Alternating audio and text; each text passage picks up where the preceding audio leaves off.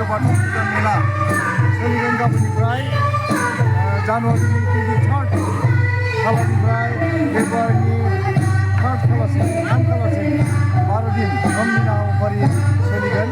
बेनिखायनो गिबि सानखालि मोनसे बिखेक मोनसे जुनिया मोसानाय दिन्थिनो थाखाय 1000 बागुरुम्बा मोसानाय गामि बेहाय जोङो ट्रेनिं लागासिनो दङ।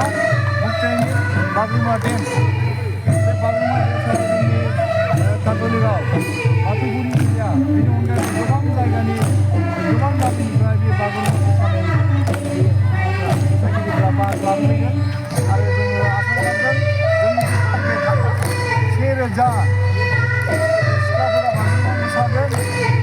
बेखौ जोङो दा रिहार्सेल होगासिनो दङ।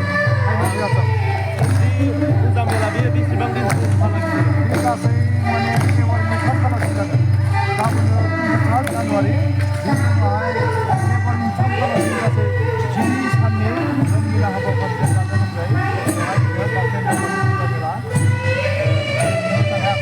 मानो होनना बुङोब्ला जोंनि बे केन्द्रीय बाथौ फुजा मेलाया 1975 मायथाइनिफ्राय फैयै 50 बोसोराव दिनै आगान